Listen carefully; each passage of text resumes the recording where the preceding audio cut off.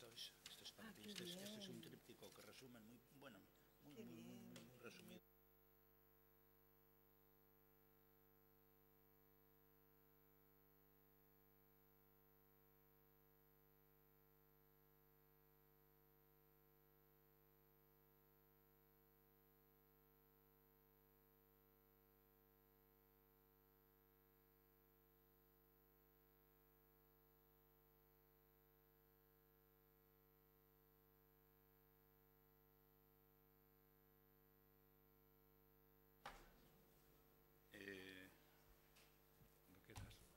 ¿Empezamos ya?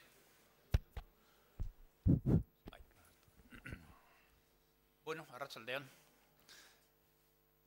Mila esker denori etortzeagatik, bai. Hemendik aurrera nik erderaz hitz egingo dut, bai, bestela niretzat oso zaila izango dira, así que erderaz hobeto. Zuretzat noski, eta niretzat ere bai, bai. Bueno, pues en primer lugar, muchísimas gracias por haber acudido a esta convocatoria. Yo soy Luis Barrios y soy un miembro de la Asociación Arte Libro 21, que es la entidad promotora inicialmente de estos terceros encuentros sobre el libro de artista de Donosti. Terceros en realidad serían los cuartos, porque los primeros encuentros se realizaron en el 2014 en Rentería, y por aquí veo algunas personas que estaban con nosotros en aquel tiempo y que están ahí con nosotros hoy. Bienvenidas. Bueno, terceros encuentros de Donosti, ¿no? Terceros encuentros de Donosti, y quiero reseñarlo porque es importante y porque hay que ser agradecidos. Terceros encuentros que son posibles, entre otras cosas, gracias a la colaboración en todos los planos, una colaboración sincera, leal, efectiva, de Koldo Mitxelena Kulturunea, de Santelmo Museoa y de Kutxa Kultur Fundazioa. Sin la colaboración a todos los niveles, en la elaboración, organización de los encuentros, estos encuentros no serían posibles, sencillamente. Podríamos estar haciendo otras cosas, pero desde luego no los encuentros que estamos haciendo y que todos tenéis en el programa. Y he visto que hay un taquito ahí en la mesa de entrada de la sala, ¿vale? Bueno, Arte Libro 21 es una asociación que tiene, digo 4 palabras y ya me retiro, porque la estrella de la noche es María Soledad y es a ella quien hay que escucharle, no a mí. Arte Libro 21 tiene como finalidad esencial el estudio, el conocimiento, la investigación, la práctica, la difusión de las artes y oficios del libro. Pero claro, como ese es un mundo inmenso, inabarcable, somos más modestos y decimos, bueno, pues todo eso sí, pero centrado en aquello que nos es más próximo, ¿no? Y eso que nos es más próximo es el libro de artista y la encuadernación de arte, ¿sí? Bien, y en ese contexto se inscribe esta conferencia que hemos organizado gracias a Javier Mina, que fue quien hizo la gestión para localizar a María Soledad, porque yo no conocía a Javier Mina, le conocía por referencias. Él tampoco a mí, no nos conocíamos personalmente. Todas las sesiones las hemos hecho por teléfono, ha sido raro, pero ha funcionado muy bien. La hicimos por teléfono y yo me dirigí a él: oye, Javier, que sé que organizas unas juntadas fantásticas de Antigua y tal, y ¿podrías echarme una mano? Sí, hombre, tal. Y consiguió a María Soledad, o sea que ha sido maravilloso todo, ¿no? Entonces, gracias a su colaboración todo esto es posible, ¿no? Entonces, Javier Mina, sabéis que es escritor y artista también, artista pintor, y no sé si más cosas, pero artista pintor también. Y María Soledad Silva Verástegui es catedrática de Historia en la UPV en Gasteiz, ¿verdad? En Gasteiz. Entonces yo no voy a decir más, no voy a quitaros tiempo. Sabed que después, cuando María Soledad termine, habrá un micrófono que recorrerá la sala para que quien quiera pues pueda intervenir con sus cosas y demás, ¿vale? Y nada más, le dejo a Javier Mina que presente a María Soledad. Así que muchas gracias por haber venido. Bueno, yo tengo que agradecer a Luis que me haya metido en este fregado, en el que de verdad me encuentro muy a gusto, porque yo le comentaba a Soledad que me complace mucho lo que hace, pues, sus estudios sobre las miniaturas medievales y otras iconografías de esa época. Yo recuerdo que cuando era jovenzuelo solía enredar con un pergamino de verdad que compraba ya de una manera bastante difícil y me hacía pues con mis tintas chinas pues unas miniaturas a imitación de las medievales, bueno, de copias, más que imitación, eran descaradas copias, ¿no? Y antes de llegar al pergamino, cuando todavía tenía menos posibles, lo que hacía era dibujar aquello en un papel de barba y luego le ponía, fundía cera por arriba, le pasaba así una vela por debajo y quedaba una cosa como transparente que era muy curiosa, y a mí aquello me fascinaba. Quiero decir que es un mundo que me es cercano y muy querido. Entonces yo me complace mucho presentar a María Soledad de Silva, que es catedrática de Historia, efectivamente, de la UPV en Vitoria, y su especialidad pues es el mundo de la iconografía medieval, ¿no? Yo voy a decir poco, porque aquí la estrella es ella, entonces, bueno, ella es la que nos va a ilustrar, y nunca mejor dicho, sobre este mundo, ¿no? Y yo lo que voy a hacer es sencillamente comunicarles unos títulos de los libros que ha escrito, por si también, bueno, les puede interesar también acercarse a ese mundo de una manera más especializada, ¿no? De una manera más. Entonces, aquí yo referenciaría primero la iconografía del siglo X en el reino de Pamplona-Nájera, que publicó en Logroño, otro que publicó en Pamplona, que es la miniatura medieval en Navarra, cosa que también me llama muy de cerca porque yo soy navarro. Entonces, pues estas cosas ya de Pamplona y de Navarra, pues me complacen doblemente, ¿no? La iconografía gótica en Álava, publicado en Vitoria, la miniatura en el monasterio de San Millán de la Cogolla, publicado en Logroño, y el Beato de Navarra, en colaboración con Ruiz García, publicado en Madrid. Evidentemente, pues en su trayectoria ha estado en numerosos congresos, infinitos artículos, y yo destacaría también que ha sido premio extraordinario de doctorado, primer premio de investigación y premio Manuel Lecona de la Sociedad de Estudios Vascos en 2012. Bueno, yo creo que con la presentación está hecha, y lo que tenemos ganas es, más que de oírnos a cualquiera de nosotros, pues es de oírle a ella. Así que, bueno, pues venga. Muy bien. Un aplauso.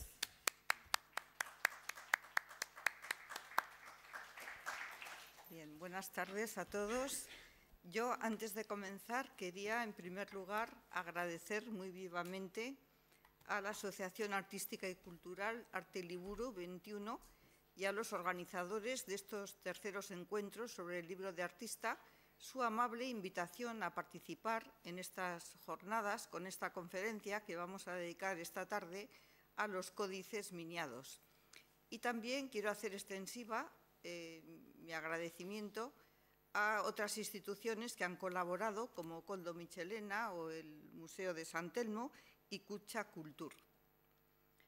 Bien, como muy bien se ha recogido en el programa, ningún invento humano puede compararse con el libro como medio excelente para conservar y transmitir los saberes que las gentes hemos ido acumulando a través de los tiempos.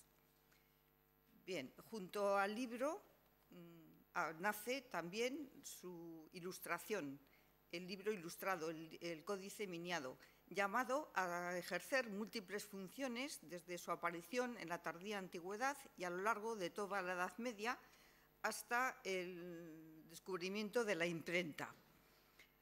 Entre estas funciones, una primordial, desde luego, es la fruición estética que nos deparan estos códices miniados por la belleza de sus imágenes. Pero la miniatura también cumplía otras funciones enormemente prácticas. Por ejemplo, las iniciales y la ornamentación, como vamos a ver ahora, algunos de los códices que vamos a contemplar en la pantalla, contribuía de alguna manera a estructurar internamente el manuscrito. Piensen que el libro medieval nada tiene que ver con los libros actuales, con nuestros libros, que normalmente son monografías debidas a un único autor. El libro medieval se podía componer de varios libros, incluso de distintos autores, y la miniatura ahí cumplía una función importante porque destacaba los comienzos de los libros o los comienzos de los capítulos o también algunos textos relevantes.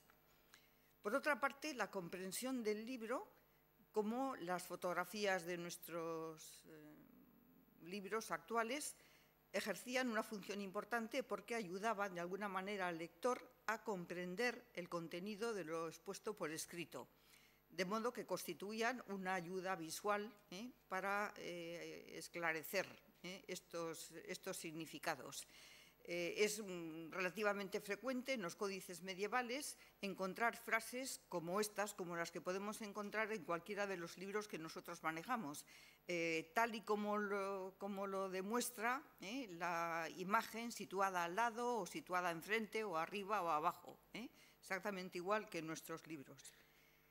Pero la miniatura en ocasiones cumplía una función todavía más elevada, podríamos decir, ya que hay imágenes que constituyen por sí mismas, con independencia del texto junto al cual han sido colocadas, constituyen por sí mismas auténticos comentarios visuales, es decir, comentarios realizados por los artistas que evidentemente enriquecían los contenidos puestos por escrito por los copistas y, por lo tanto, requería de que el lector contemplara estas imágenes, porque la comprensión del libro dependía de esta relación que se hiciera entre el texto y la imagen. En ese sentido, parece ser muy probable que en los monasterios se llevara a cabo una doble lectura del libro, una a través del texto y otra a través de la imagen, como ocurrió, por ejemplo, en los famosos manuscritos de los Beatos, de los comentarios al Apocalipsis, que requerían de una doble lectura.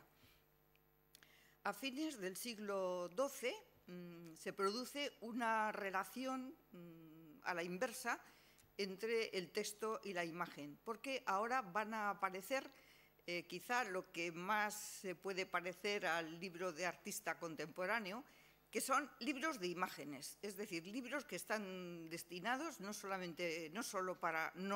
precisamente para leerlos, sino para verlos, libros para verlos.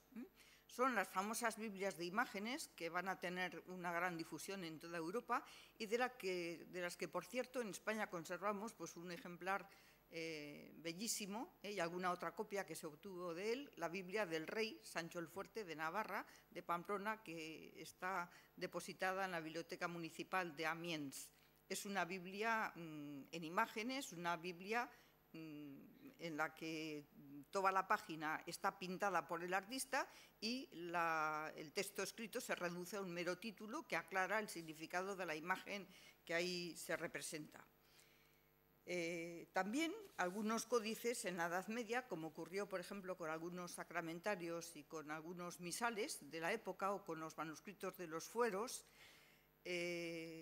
aparecen imágenes que se elevan, podríamos decir, por encima de lo que representan y equivalen al mismo objeto sagrado que esas imágenes tratan de representar. De modo que la frontera entre la imagen y la realidad ha desaparecido. Así, por ejemplo, fue muy frecuente en los misales de la época colocar, por ejemplo, en el canon de la misa, una representación, una imagen de la crucifixión, que equivalía al crucificado y que incluso, como el crucificado colocado sobre el altar, donde estos misales se depositaban, pues recibía culto, se le daban besos a esta imagen pintada, se les incensaba, o sea que en realidad la imagen venía a sustituir el objeto sagrado, adquiría ese mismo rango. Y lo mismo ocurrió, por ejemplo, en algunos otros códices, en los fueros. Los fueros incorporaban algunas páginas donde se representaba también una crucifixión, un crucifijo, y se situaban al lado textos relativos a los evangelios. Pues sobre esta página, precisamente, era el folio sobre el que colocaban a mano aquellos que prestaban juramento, de modo que el crucifijo equivalía de alguna manera al crucifijo o a los evangelios delante de los cuales pues se efectuaban estos actos jurídicos en la Edad Media. Todo ello, como comprenderán, pone de manifiesto la importancia que tuvo el códice en la época medieval y que estos manuscritos miniados deban y son considerados hoy día como auténticas obras de arte. Pues bien, el tema que me ofreció Luis Barrios, presidente de esta asociación, era muy amplio y yo hablé con él por teléfono y le comenté que sería bueno que nos ciñéramos a ver los manuscritos que salen de un único escritorio en época medieval. He elegido el de San Millán de la Cogolla, que lo conozco bastante bien, y además los monjes de San Millán tienen la ventaja de que primero se han conservado gran parte de los manuscritos que se realizaron en aquellos siglos y luego, por otra parte, realizaron una espléndida labor a lo largo de 3 siglos. Hay muy pocos monasterios que puedan contar con códices miniados de 3 siglos diferentes. Y ello nos permite también no solamente adentrarnos en el tipo de códices que se copiaron y en las ilustraciones que realizaron los monjes artistas, sino conocer también la evolución de esta miniatura pues, a lo largo de 3 siglos, desde el prerrománico, pasando por el románico y llegando incluso a los comienzos del gótico. Bien, el monasterio de San Millán de la Cogolla inicia su andadura, como saben muy bien, en el primer tercio del siglo X, bajo los impulsos de Sancho Garcés I, quien, tras la conquista de La Rioja, los musulmanes, incentivó la vida monástica en la región, fundando nuevos monasterios como San Martín de Albelda o restaurando los viejos cenobios, como fue el caso del nuestro, de San Millán de la Cogolla. Como fue costumbre en aquella época, los monjes que llegaron a San Millán y que ocuparon estas dependencias vinieron con libros, porque evidentemente un monasterio sin libros era algo así como una fortaleza sin armas. Y requisito de cualquier fundación monástica era que los monjes contaran ya de entrada con los libros necesarios tanto para las funciones litúrgicas como para la propia formación de su comunidad. Pues bien, el profesor Díaz y Díaz, un gran conocedor de los manuscritos riojanos, ha considerado como obras, o sea, lote de libros fundacional, todos los libros que se conservan de San Millán, pero anteriores a la fecha de restauración del monasterio en el año 925. Y así, uno de los más antiguos sería este ejemplar de la Biblia de Quisio, que aparece ya decorada con unos cánones eusebianos, y que es muy parecida a otras Biblias que se encuentran en León, la Biblia de Juan y Vimara. Les digo los nombres del copista, el miniaturista, para que vean que conocemos los nombres, no, nada de anonimato. El anonimato en el mundo del libro no existe en época medieval. Juan Ovimara o el que realizó Gómez, por ejemplo, la famosa Biblia de Cardeña, pintada y posiblemente copiada también por el diácono Gómez. Otro libro que pertenece también a este lote fundacional es este Liber Scripturarum de Defensor de Ligugé, una obra que llega del otro lado de los Pirineos, que aparece ya adornado con una cruz de la que cuelgan las letras alfa y omega, y a su vez aparece decorada con 5 discos colocados en los extremos de los brazos y en la intercesión de la cruz, que simbolizan las llagas de Cristo. Posteriormente, una mano muy tosca le añadió ahí unos torpes dibujos de la Virgen y San Juan, y también, no tenía imágenes para proyectarles, aparecen unos bebedores que nada tienen que ver con el texto en otra página del manuscrito, pero que llevan su zaragüelle y que por lo tanto indican pues una mano posiblemente mozárabe. Pues bien, a este lote de libros fundacionales hay que añadir ya los que se llevan a cabo, los que se copian en el propio monasterio, que estaba ya activo, a juzgar por las fechas de estos manuscritos que les voy a proyectar ahora, ya antes de mediados del siglo X.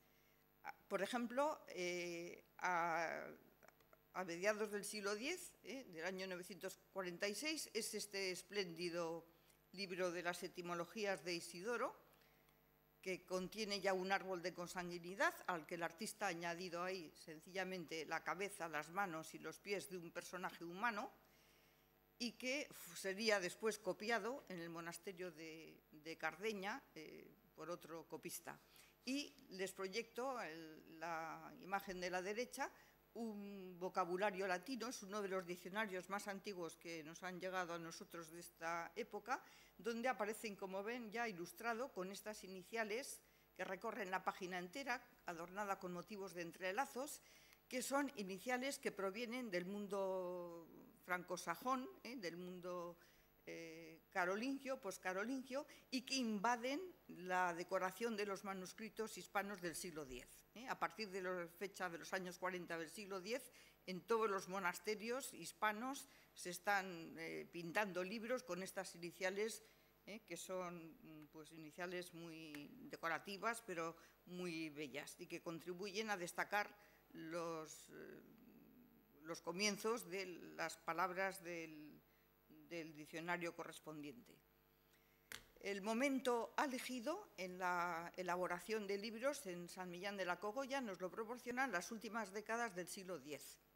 Ahora se lleva a cabo una labor espléndida de ilustración de códices. Y a estos momentos pertenecen, por ejemplo, este libro, la exposición de los Salmos de Casiodoro, que posiblemente copia un ejemplar hecho en Valeránica, en un monasterio castellano, pero el códice emilianense supera desde luego toda la ornamentación del castellano. Comprueben cómo también se destacan los comienzos de los salmos por medio de estas iniciales de la cería zoomórfica, que como en el caso anterior recorren toda la página. Y a esta inicial se le encarama un precioso ciervo que hace referencia a uno de los contenidos del Salmo. Como el ciervo desea las fuentes de las aguas, así te desea mi alma, oh Dios mío. O estas otras miniaturas que nos remiten en cambio al mundo musulmán. Aquí a la izquierda tienen estos dos preciosos ibicus, cuyos cuerpos están doblados, entrecruzados y afrontados en torno al árbol de la vida, con estos dos pequeños cuadrúpedos que imitan sus movimientos debajo. Y aquí un pavo real. Son temas cuyo origen es oriental. Oye, yo creo, Luis, que, perdona, pero estás ahí muy incómodo, ¿se te permite sentarte ahí abajo? Bien, pues como les venía diciendo, son temas de origen oriental, pero que han llegado a la península a través del intermediario musulmán, porque son motivos que aparecen con mucha frecuencia en los tejidos musulmanes y también en las obras de marfil. O esta otra miniatura, que es otra inicial, que destaca el comienzo del Salmo VII, en la que vemos a un guerrero alanceando un cuadrúpedo y que sin duda significa también las luchas que mantiene el salmista contra las asechanzas del mal, que están simbolizadas en este caso por la figura animal. Bien, la gran obra que se copia en estos años finales del siglo X en el monasterio de San Millán es el libro que conocemos con el nombre del Emilianense, el Códice Emilianense, que fue uno de los libros que Felipe II, junto con el Vigilano, ahora les hablo de él también, pues se llevó al Escorial para que formaran parte de la biblioteca. Ya saben que Felipe II mandó a Ambrosio de Morales que hiciera una expedición por todos los monasterios del norte de la península para que requisara todos aquellos libros que le parecían lujosos o también reliquias y se las llevara al monasterio del Escorial, y desde entonces estos manuscritos están allí. Bueno, este códice está hecho por el copista Velasco, por un notario llamado Sisebuto y otro personaje muy interesante que se llama Sisebuto, que fue el responsable de la ilustración de este manuscrito y además fue también director del scriptorium.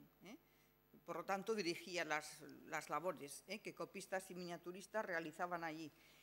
No solamente fue promovido a abad del monasterio de San Millán, sino que finalmente sería designado nada menos que obispo de Pamplona.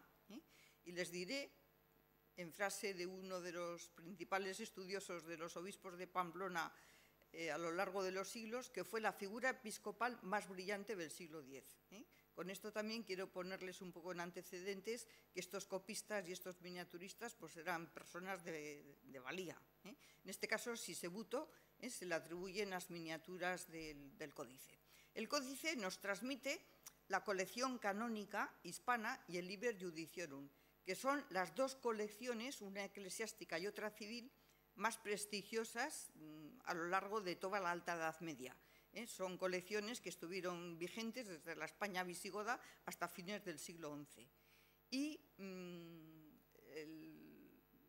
el monasterio, el director de esta copia, pues pidió prestado a un monasterio cercano, el monasterio de Albelda, que les acabo de mencionar, uno de estos manuscritos que ya habían sido copiados y espléndidamente miniados en Albelda, que es el Códice Vigilano, llamado así porque su principal artífice fue Vigila, de ahí Códice Vigilano, pero acompañado, por supuesto, de las tareas de Sarracino, que era su colega, su ayudante y un discípulo suyo que se formó con él, llamado García.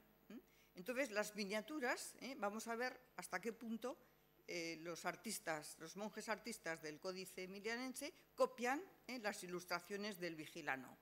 Aquí les proyecto una de las primeras páginas, uno de los frontispicios de este manuscrito, que reproduce una majestad divina, una majestas domini, pero con un matiz importante porque es un Cristo legislador. Si se fijan, el Cristo sostiene en los tres dedos de la mano derecha una bola, que es una representación del mundo. Es un elemento que proviene de la miniatura carolingia. Recuerden que el Camino de Santiago ya permitía todas estas influencias entre ambos lados del Pirineo, y este motivo es el que utiliza aquí el miniaturista para significar el gobierno de Dios sobre el mundo, controlado por su propia mano. Por lo tanto, una imagen de un Cristo legislador, al que acompañan las imágenes de dos serafines arriba, un serafín y un querubín, y abajo San Miguel y San Gabriel. Observen que les proyecto a la izquierda la página del Emilianense y a la derecha la página del Vigilano, para que observen cómo realmente estos artistas están copiando códices. Bien, una página espléndida del Emilianense es esta, que reproduce la cruz de Oviedo dentro de una arquería, pero sobre el modelo se le ha añadido la imagen del Cordero en el astil de la cruz y por encima dos ángeles que sostienen la arquería y que evocan una leyenda muy difundida en la época medieval, que mantenía que la cruz que Alfonso II el Casto, el monarca asturiano, había regalado a la Catedral de Oviedo, y que es una cruz espléndida que ha llegado en nuestros días, de orfebrería muy lujosa, pues esa cruz había sido realizada por manos de ángeles, y estas miniaturas lo evocan. Pero sí que les diré que esta leyenda circuló primero verbalmente y solamente se puso por escrito en el siglo XII, con lo cual el arte anticipa a la puesta por escrito de la leyenda, porque aquí ya estamos viendo la cruz de Oviedo con la alusión a los artífices, según este mito de la fabricación angélica. Bien, y ya pasamos a los contenidos propiamente específicos de la colección canónica hispana, que presenta 3 series de miniaturas. Yo les ofrezco esta página muy misteriosa, que está copiada evidentemente de la página del Vigilano. Son imágenes, yo no conozco otras miniaturas semejantes en toda la Alta Edad Media. Se visualiza un misterioso diálogo que mantiene el lector con el códice. Observen que a la derecha se ha representado al lector, se le ha dado desde luego un traje de ceremonia, como lo pueden ver en esa orla que adorna el manto, lleva además un nimbo sobre la cabeza y un bastón, posiblemente sería el abad del monasterio, pero aquí no importa tanto su condición como abad, sino su calidad como lector. Y de hecho, al lado se ha colocado la palabra lector. Y si se fijan, extiende el dedo índice. Está haciendo preguntas al códice. Aquí el que pregunta es el abad. Y está haciendo un gesto que todos nosotros hacemos cuando preguntamos algo. Preguntamos extendiendo el índice. Y el que responde las preguntas es el códice. El códice que está, como ven, sobre un analogio, sobre un atril, en una sede. Esto quiere decir que se le da una gran importancia al manuscrito. Nos presenta su encuadernación magnífica de entrelazos, pero lo más curioso es que del códice sale una misteriosa mano con los 2 dedos extendidos que recuerda las manos de Dios, bendicientes y parlantes, tan frecuentes en las representaciones medievales. Este gesto de la doble mano extendida significa la autoridad, la autoritas, pero no la autoridad del que ejerce el poder, sino la autoridad en el sentido del que sabe. Cuando decimos que alguien es una autoridad pues no sé, en historia, en ese sentido la autoridad, el que sabe, y el que sabe es el códice, y por lo tanto el códice es el que responde. Estos diálogos están escritos debajo, y la miniatura visualiza este interesante diálogo. Ahora no puedo leerles, el diálogo es delicioso, desde luego, entre las preguntas que se le ocurren al abad y desde luego las respuestas del códice. El códice milanense, como ven, está copiando esta miniatura tomada del... Bien, a continuación,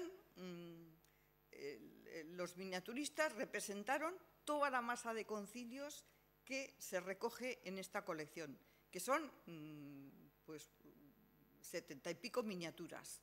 Se recogen todos los concilios orientales, los africanos, los de las Galias, los hispanos, o sea, una gran masa, desde luego, de la actividad conciliar de la Iglesia en todos esos siglos. Pero voy a proyectarles, porque no quiero, cansarles presentándoles tantas miniaturas. Esta página espléndida, como ven, la imagen ocupa todo el folio, un frontispicio que se sitúa como introducción a los célebres concilios toledanos, de los que se celebraron en la Hispania del siglo VII, nada menos que 18. 18 concilios en un siglo, pues son muchos concilios. Bueno, pues esta es la espléndida página que introduce a todos ellos. Como ven, el miniaturista del Códice Emilianense ha copiado la página del Códice Vigilano. Se representa arriba la ciudad de Toledo, representada por medio de sus murallas, con sus torres, los habitantes de la ciudad. Se señalan las 2 puertas principales, la puerta de la ciudad, la puerta de la muralla. Abajo se representan las iglesias de San Pedro y Santa María, que son 2 de las iglesias que acogían toda esta actividad conciliar. Entre medias se asombrarán de que se ha representado al portero. El portero tenía un oficio importante para la buena marcha, como ahora veremos, de estas asambleas. Y abajo ya se representan se utiliza el principio de la pars pro toto. Unos cuantos obispos asistentes significan la totalidad de todos los obispos que asistían a estas asambleas. Y, por supuesto, presididos por el personaje de más categoría, que está siempre resaltado, sentado en una cátedra. Y abajo, las tiendas de campaña. La afluencia de obispos de todas las sedes hispanas pues obligaba, desde luego, a tener que construir, que montar estas tiendas para dar cobijo por la noche pues, a todos los asistentes a los siglos. Bueno, observen que la miniatura es una copia, pero cambia el estilo. El miniaturista del Códice Vigilano, del modelo, es mucho más, sabe imprimir una plasticidad a las figuras que lo han convertido en un ejemplar que ha sido calificado como prerrománico. Prerrománico en el sentido de que apuntala ya los inicios del románico, mientras que el artista de San Millán es mucho más retrógrado, podríamos decir. Las figuras son mucho más planas y, por lo tanto, está más inmerso, podríamos decir, en la corriente propia del estilo mozárabe, que es el estilo que rige las categorías estéticas de la miniatura en este siglo X. Otras miniaturas muy interesantes son estas dos que les proyecto ahora. De nuevo encontramos el modelo y la copia. Ay, perdón.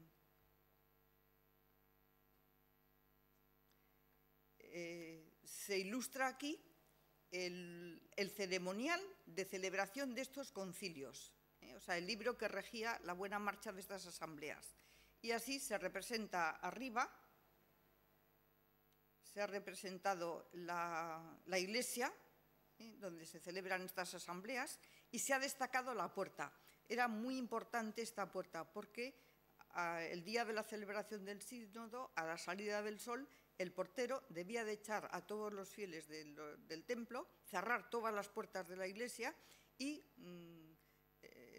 ir a la única puerta por la cual se permitía entrar a los asistentes al concilio.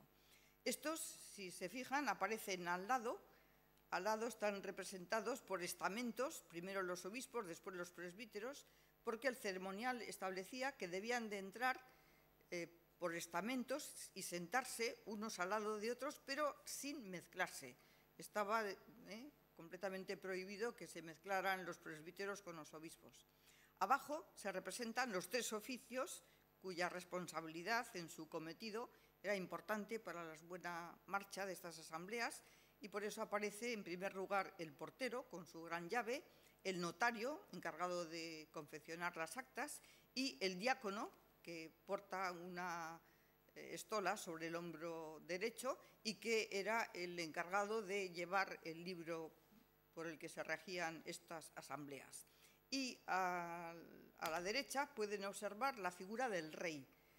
El rey visigodo, como saben, imitando la costumbre de los concilios orientales, era el que convocaba el concilio, el que asistía acompañado de los magnates palatinos a la apertura de la primera sesión y daba a los padres sinodales el tomo regio. El tomo regio era un pliego donde el rey había puesto por escrito las cuestiones que quería someter a la deliberación del sínodo. Bueno, pues les diré que este ceremonial aparece en muchos manuscritos litúrgicos y canónicos de la época medieval, pero desde luego este ceremonial largo que incluye la llegada del rey solamente se ha copiado en el Códice Vigilano y en la copia que se obtiene de él unos años después en San Millán de la Cogolla. De ahí la originalidad de estas miniaturas, son las únicas que conservamos en las que aparece desde luego representado el rey. Y finalmente ya les quería proyectar también estas páginas finales que son sumamente interesantes, donde, como ven, los artistas de San Millán están copiando el Códice Vigilano. Se representan arriba, por este orden de izquierda a derecha, los reyes visigodos, que son los autores del Liber Judicum, que, como les acabo de decir, este manuscrito incluye no solo la colección canónica, sino también la legislación civil. Son los principales responsables de las leyes visigodas. Por eso aparecen Chindasvinto, Recesvinto y Egica. El personaje principal siempre ocupa el lugar central. Por eso Recesvinto ocupa el centro. Y al lado aparecen los otros dos. En la fila inferior se representan a los reyes. Sancho, acompañado de su mujer Urraca, es la más antigua representación de un retrato real, desde luego en la miniatura hispana, no se conocen imágenes anteriores, y aparece al lado Ramiro, que aunque ahí se le titula como rey, en realidad era el que gobernaba el territorio de Viguera, pero bajo la jurisdicción de su hermano, que era realmente el rey de Pamplona. Son los reyes en cuyo tiempo se obtienen estas copias, tanto en Albelda como en San Millán de la Cogolla. Y abajo, y esto quizá deba asombrarles, se representan los autores, o sea, los copistas y los miniaturistas de estos manuscritos. Esto en el siglo X, fuera de la península, desde luego, yo no conozco imágenes en las que los propios copistas y los propios miniaturistas, nada menos que salgan del anonimato y se representen debajo de los reyes. Debajo de los reyes, bueno, luego esto ocurrirá en la miniatura postmedieval, en la Baja Edad Media, pero, bueno, yo ahora me estoy acordando, aunque en otro contexto diferente, ahí tenemos las Meninas, donde Velázquez se representa también con los reyes. No tiene nada que ver con esta miniatura, pero osadamente estos artistas se han representado debajo de los reyes de Pamplona. Y aparecen aquí, vemos a Sisebuto, que es el personaje principal, que está ya había llegado a ser obispo, y por eso aparece con la mitra, sentado en la cátedra, acompañado de Velasco, el copista, y del notario Sisebuto. Y aquí en el Códice Vigilano cambian los autores. Tenemos a Vigila en el centro y a los lados Sarracino, su compañero, y su discípulo García. Bueno, por supuesto que el sistema de trabajo en el mundo medieval pues requería mucha paciencia. Normalmente no se copiaba un único códice. Y esto lo vemos a través de esta página muy interesante del Códice Emilianense, porque esta página no la tiene el Códice Vigilano, por lo tanto no ha podido copiar el Vigilano.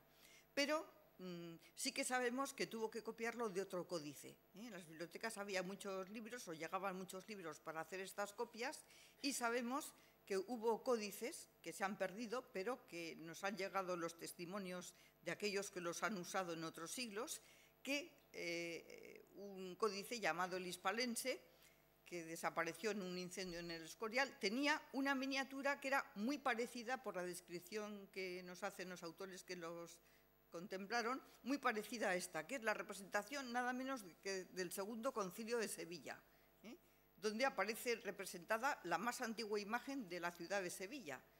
Ahí contemplan las murallas, el carácter de fortaleza se ha pronunciado por medio de esos guerreros que aparecen encima.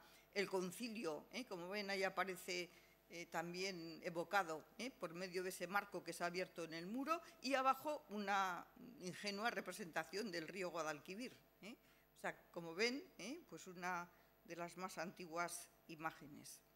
Bueno, y cierra el manuscrito esta otra miniatura espléndida, que no la tiene el Códice Vigilano, ni la conocemos en ningún otro manuscrito de la época, pero que posiblemente llegó al monasterio a través de estas influencias carolingias que están invadiendo pues, los monasterios hispanos en el siglo X. Una bellísima página de una majestad, una majestas agni, en la que se incorporan ya los símbolos de la pasión. Como pueden observar, el cordero se efigia con la cruz, la lanza que abrió el costado, y la caña con la esponja empapada en vinagre, acompañada de los 4 vivientes. Bien, una de las obras que debió causar verdadero impacto en el monasterio de San Millán de la Cogolla en el siglo X fue el comentario al Apocalipsis de Beato de Liébana. Piensen que de los 9 o 10 manuscritos que se conservan de este siglo, 3 se relacionan con San Millán de la Cogolla. Uno de ellos es el Beato de la Biblioteca Nacional de Madrid, que fue exhaustivamente estudiado por un historiador del arte alemán, Peter Klein, que lo consideró obra leonesa, aunque recientemente se ha pronunciado, lo ha traído más cerca de nosotros y hoy lo considera obra castellana, pero que llegó muy pronto al monasterio de San Millán. Llegó en el siglo XII, ya estaba en el monasterio. Los otros 2 manuscritos del comentario al Apocalipsis se conservan, uno en el Escorial, es el manuscrito del Escorial, y otro en la Academia de la Historia. Los 2 códices nos transmiten la versión más antigua ilustrada del comentario, una versión ilustrada que posiblemente se realizó en el siglo VIII, en época, por lo tanto, del Beato. Les he traído esta página para que vean, les estoy hablando y haciendo mucho hincapié en las influencias carolingias que reciben estos artistas, pero también reciben influencias de la otra parte de la península, influencias musulmanas. Y en esta miniatura que representa la aparición de Dios en la nube acompañada de ángeles y el llanto de las tribus de la tierra, al contemplar esta teofanía, observen, por ejemplo, cómo está sentado ese personaje, ese Dios, de modo muy similar a cómo se sientan los personajes que pululan en las arquetas y en los tejidos musulmanes. Una disposición muy parecida. Ahora quería proyectarles esta página, que es una de las ilustraciones pues, más famosas de todos los beatos, que es la ilustración del Apocalipsis 12, los versículos 1 a 18, que es la gran visión de la mujer vestida de sol, vestida de sol que tienen aquí en el Beato del Escorial. Como ven, el sol se trasluce en la túnica amarilla que lleva esta mujer, encima el astro aparece sobre su cabeza, las estrellas del firmamento hacen alusión a la corona que lleva, la corona de estrellas, y lleva la luna debajo de los pies. Frente a ella se aposenta un dragón a punto de devorar al hijo que lleva en las entrañas en cuanto dé a luz. Pero el hijo va a ser arrebatado al trono de Dios, lo que estamos viendo en la parte superior derecha de la miniatura. Beato, en su comentario, nos dice que esta mujer es símbolo de la Iglesia. Pero si se fijan, el artista no ha tenido en cuenta este simbolismo de la Iglesia y ha dado a esta mujer las características de las representaciones bizantinas de la Virgen Madre de Dios, en concreto de un tipo de Virgen bizantina que es la Virgen Blaquernitisa, que es la Virgen orante. Entonces estamos en contradicción. El artista está viendo una imagen de la Virgen, mientras que Beato nos dice en el comentario que es la Iglesia. Entonces, aquí hay una innovación. Esta página es un comentario, o sea, el artista se ha saltado el comentario de Beato, ha hecho su propia interpretación. Esta interpretación de la Virgen como Madre de Dios, además, la avala es que no me sale a mí esto de... La avala la escena del rapto del Hijo al trono de Dios, porque vemos de nuevo a esta mujer que está entregando a su propio hijo a Dios. Es una madre, como dice la inscripción, ubi filius mulieris raptus es a tronum Dei, es decir, el hijo que ese es este significado. ¿Y esto por qué? Pues sencillamente aquí el artista ha vivido la polémica que se está viviendo en Asturias en el siglo VIII, cuando la Iglesia está dividida en dos facciones como consecuencia de la extensión de la herejía adopcionista por toda la península, que negaba que la Virgen fuera Madre de Dios. Y por lo tanto el artista se ha hecho eco de esta herejía y ha querido representar la ortodoxia. Recuerden que Beato va a ser precisamente el paladín de la ortodoxia católica frente a las herejías de la... O sea que, como ven, la iniciativa del artista, y esto se va a pasar a toda la tradición del comentario de Beato.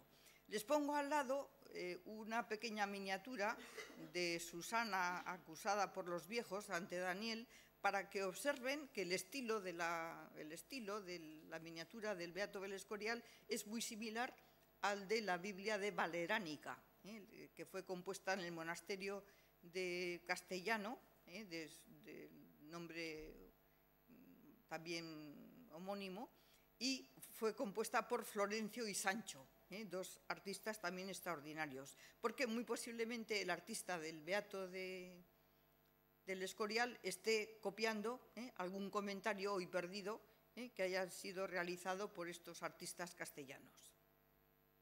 Y desde luego la influencia de la Biblia en los Beatos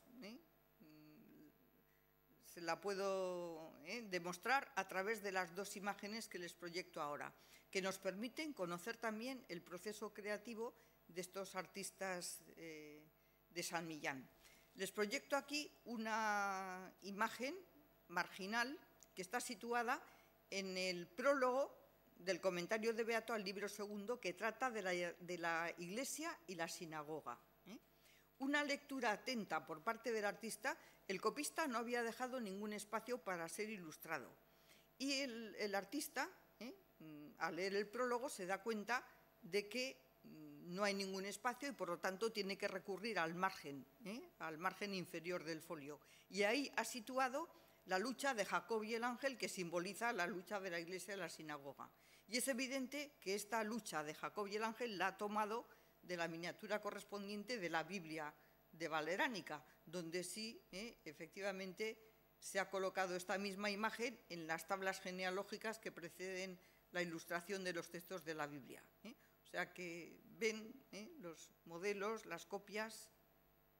Bueno, y por supuesto, en estos años de fines del siglo X se copiaron en San Millán también libros litúrgicos para la antigua liturgia hispana. Estos libros no han sobrevivido porque la liturgia mozárabe, como saben ustedes muy bien, se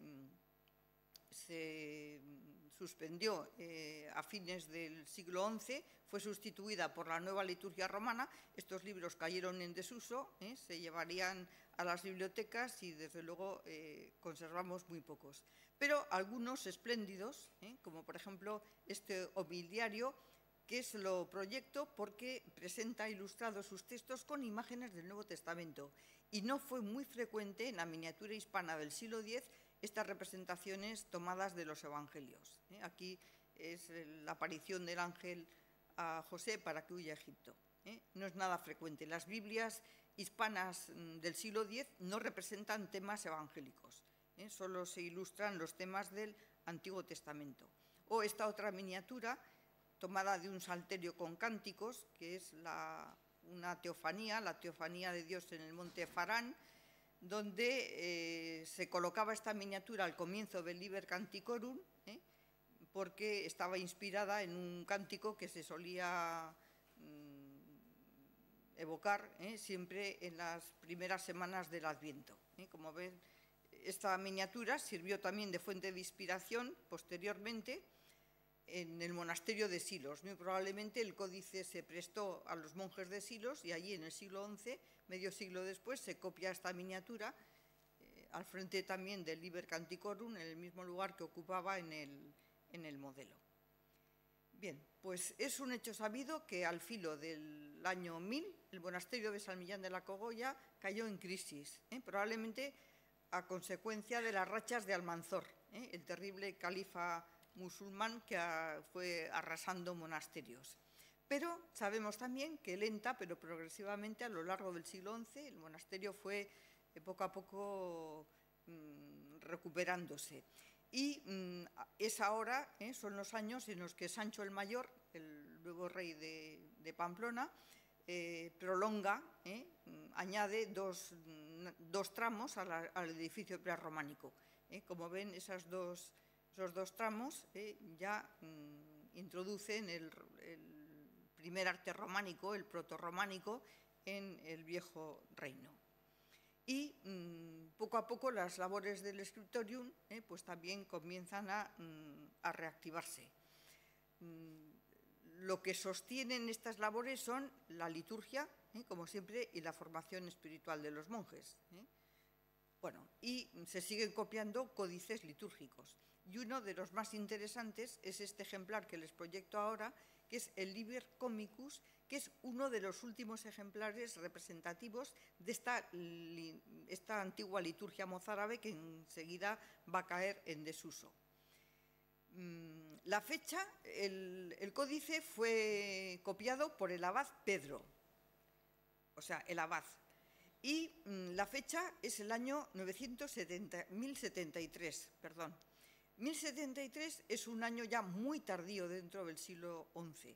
Ya las influencias del románico europeo han comenzado a proliferar en los monasterios de todos estos reinos occidentales de la península, desde Aragón a Galicia, y sobre todo ha triunfado y triunfa en los ambientes de la corte de Nájera, de Pamplona y en la corte de León.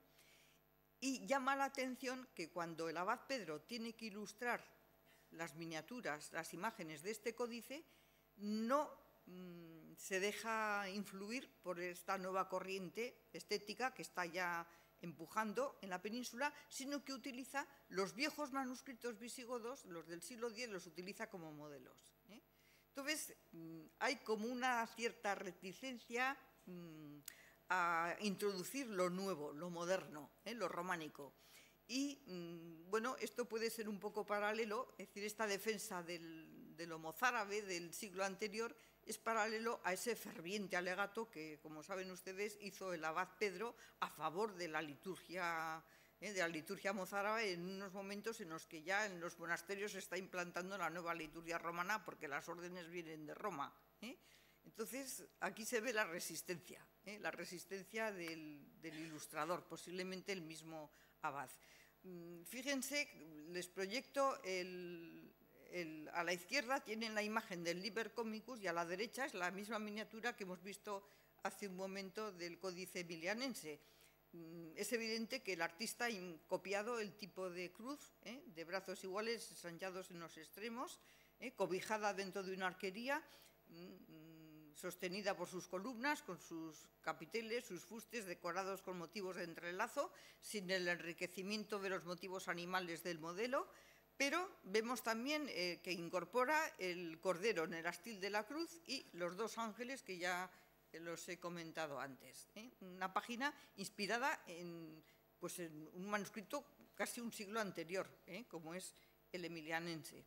Y lo mismo ocurre con esta miniatura a la izquierda, que representa un tema del Antiguo Testamento, el sacrificio de Isaac, colocado al lado del texto, al que sirve de visualización. Si lo comparan con el ejemplar de la Biblia de Valeránica del siglo X, pues observen, hay un gran parecido tanto en la composición como en la iconografía. Y lo mismo cabe decir del estilo. Estamos dentro de ese planismo de las figuras, característico de las corrientes mozárabes, y esa misma alternancia de figuras de frente y de perfil, y por supuesto los mismos convencionalismos de la indumentaria característica de toda la pintura mozárabe del siglo anterior.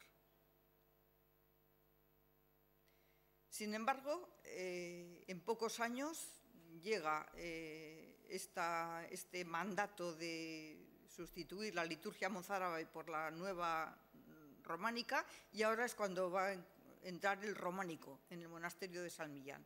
Observen, por ejemplo, este misal que está elaborado ya para la nueva liturgia romana. Bueno, quiero advertirles que está escrito, si se fijan, en letra visigoda, con lo cual se ve la resistencia del copista a abandonar definitivamente la letra nacional y sustituirla por la nueva letra carolina.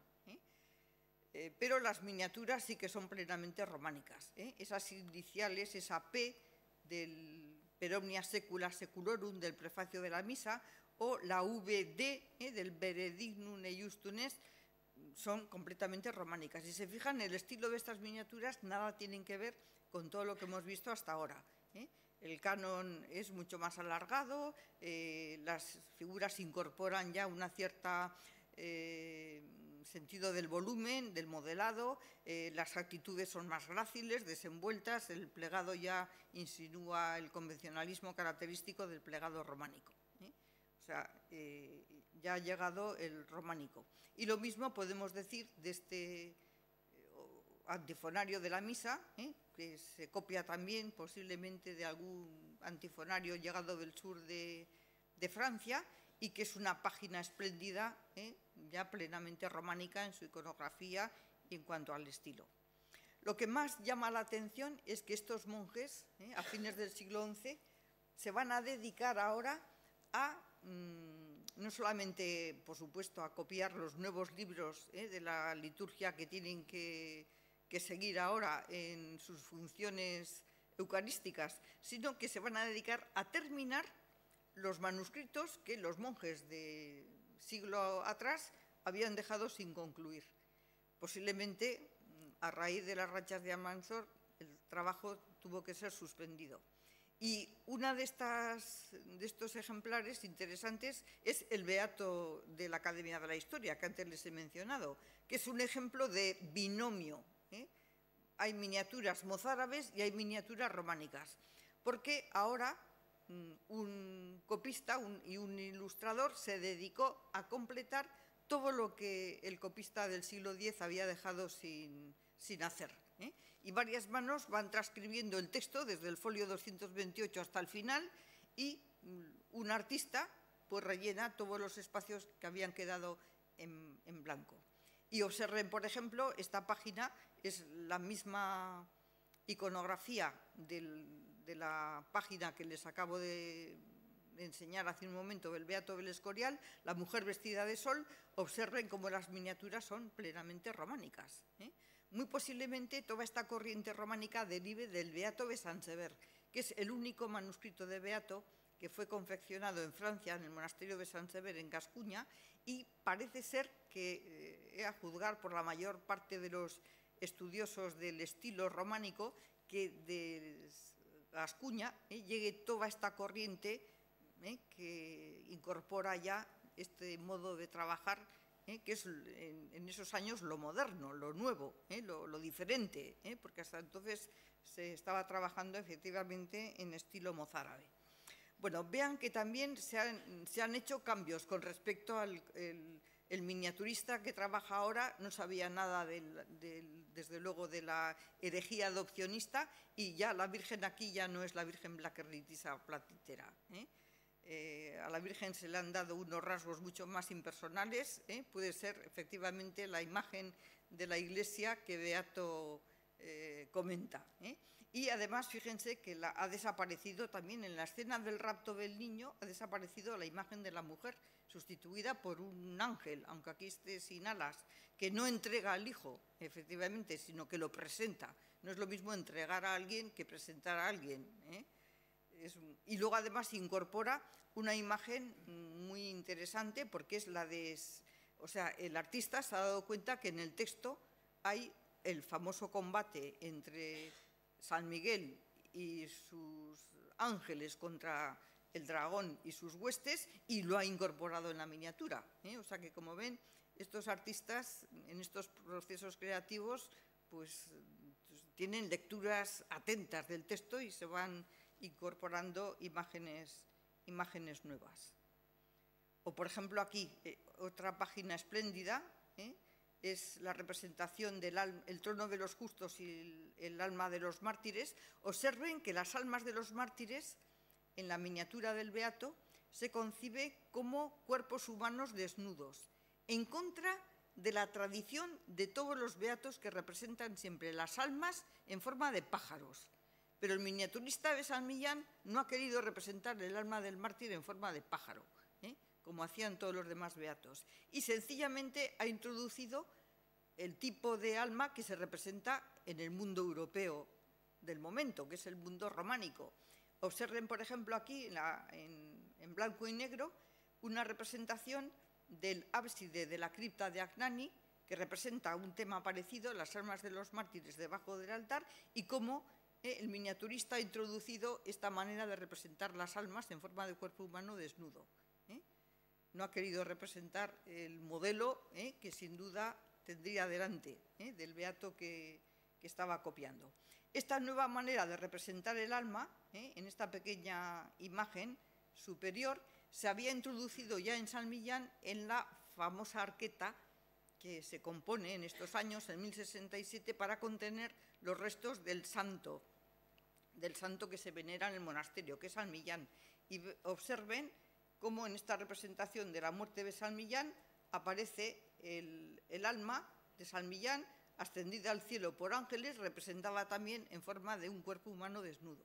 O sea que muy posiblemente el artista, el miniaturista de San Millán, ha introducido este modelo, que incluso lo podía haber visto perfectamente bien en el propio monasterio.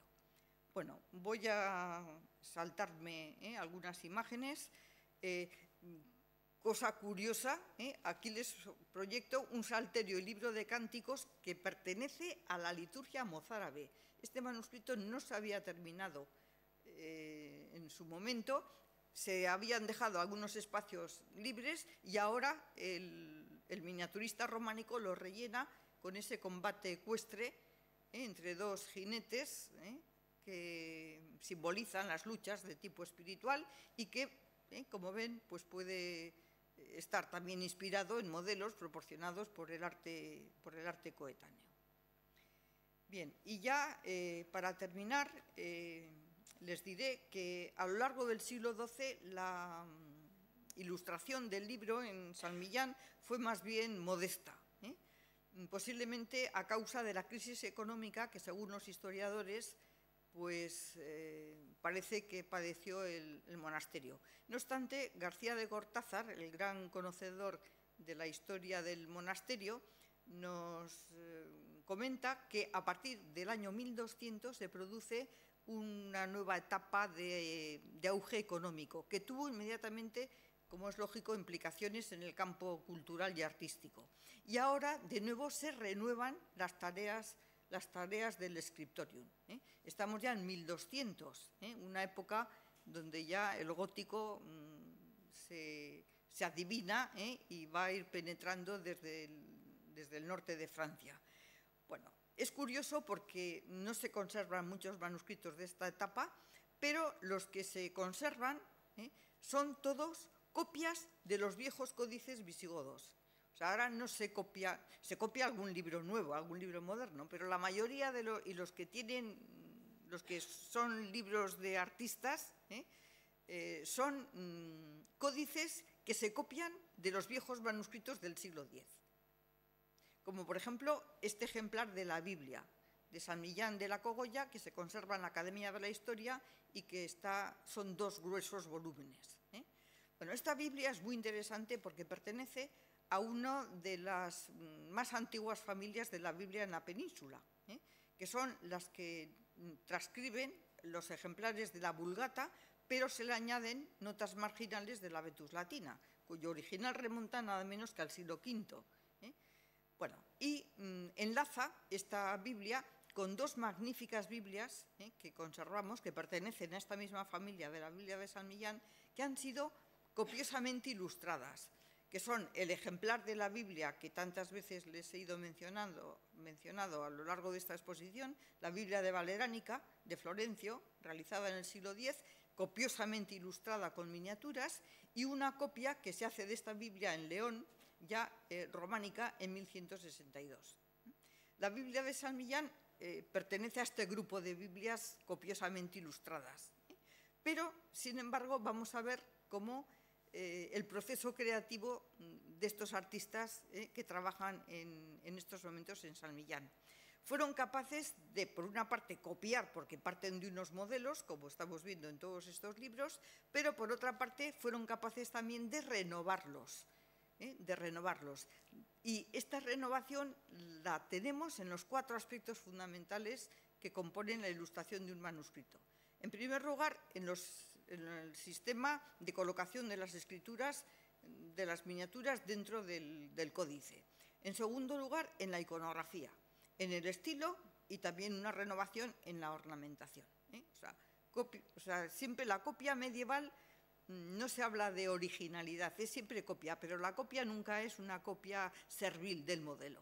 Siempre hay una renovación, como estamos viendo. Aquí les proyecto, por ejemplo, el sistema ilustrativo de esta página, en la Biblia de San Millán de la Cogolla, pues es, como ven, el sistema antiguo. Las miniaturas, el copista ha dejado espacios en blanco y el miniaturista rellena esos espacios en blanco con imágenes. Exactamente igual que acontece también en la Biblia de Valeránica. Sin embargo, lo que es completamente distinto es el estilo. Observen, por ejemplo, la visión de la naturaleza que nos proporciona el Florencio y Sancho en la Biblia de Valeránica, una visión completamente geometrizada y estilizada de las aguas y de las palmeras, mientras que el miniaturista que trabaja en San Millán en 1200, han transcurrido ya muchos años, incorpora la visión realista propia de estos momentos, de 1200. Esto es patente en la visión de las palmeras y, por supuesto, en las corrientes de las aguas, que nada tiene que ver con ese geometrismo del artista del siglo X. Por otra parte, ha sabido también renovar el sistema de ilustración, porque ha incorporado la inicial miniada, o sea, iniciales, pero con historias, o sea, con representaciones de escenas o con representaciones de retratos de autores. Esto es una novedad. La mayor parte, aunque su origen es más antiguo, estas iniciales se ponen de moda sobre todo en el románico y en el gótico. Y por lo tanto el artista de San Millán ha sabido renovar los viejos modelos. Observen, por ejemplo, la diferencia. Les proyecto dos retratos de autor, del mismo autor, es San Pablo, al comienzo de las epístolas. Vean el ilustrador mozárabe, que coloca la miniatura, la imagen del autor, desde luego, en un espacio, en el margen, al comienzo de la epístola a los Gálatas, a diferencia de lo que ocurre en el ilustrador de San Millán, donde el artista ha compuesto perfectamente la P relativa a Paulo y ha insertado el retrato del autor en el lugar que le corresponde. Podríamos hablar también de innovaciones iconográficas, porque el bastón que lleva Pablo, que es un atributo que ha caído en desuso, nunca se representa, no conocerán imágenes de Pablo con un bastón en la mano. Es un atributo que cae en desuso prácticamente en el mismo siglo X, mientras que aquí el artista ha incorporado la espada. La espada se introduce en toda Europa en 1200 en la representación de la portada sur de la Catedral de Chartres, donde los apóstoles figuran con los atributos de su martirio. Y esto es lo que está sirviendo de inspiración al artista de San Millán en estos años. Copiar la manera gótica de representar a un apóstol, que es, desde luego, bajo este aspecto martirial.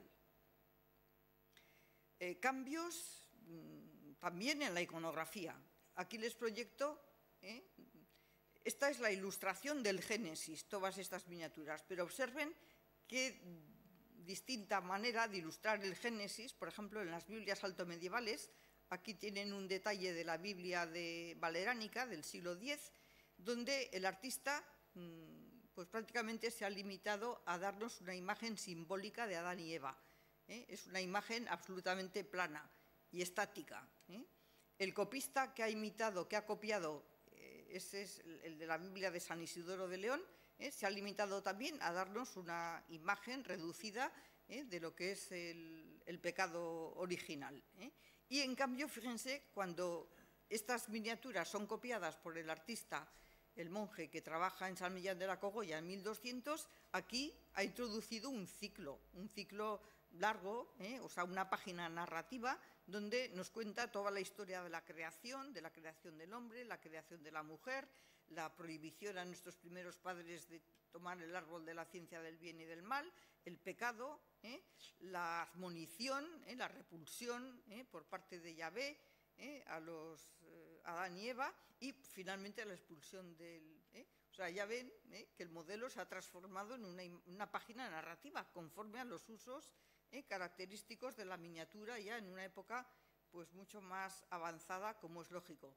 Fíjense que hay abundancia, todos estos manuscritos son espléndidos porque incorporan el pan de oro, son códices lujosos, indudablemente. Bueno, paso por alto. Y finalmente, en cuanto a la ornamentación, estas imágenes que estamos viendo ahora, de estas iniciales de la Biblia de San Millán, pues son iniciales que provienen también de manuscritos que se están desarrollando en Francia y en Inglaterra.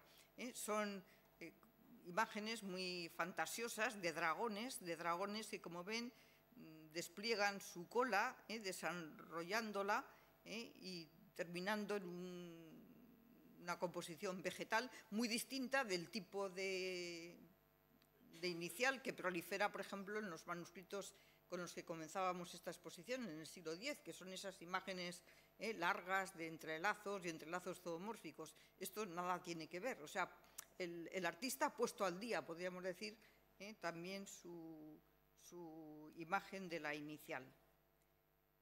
Bien, voy terminando, les proyecto otro códice, un ejemplar precioso también de los Morales de San Gregorio Magno, que copia un manuscrito que se copia en el monasterio a fines del siglo X, pero que no quedó ilustrado, y ahora es evidente que el monje que tiene el encargo de copiar esto, deja espacio al artista para que complete su labor, con iniciales historiadas, como ven. De nuevo el retrato del autor, Gregorio, el autor de los Morales, acompañado de su secretario, el diácono Pedro, que está poniendo por escrito lo que le dicta es a Gregorio como autor inspirado, de ahí que aparezca la paloma. Y aquí ven otra inicial espléndida, historiada, donde se recoge a Job en el estercolero, su cuerpo llagado, en presencia de su mujer y sus amigos que vienen a visitarle.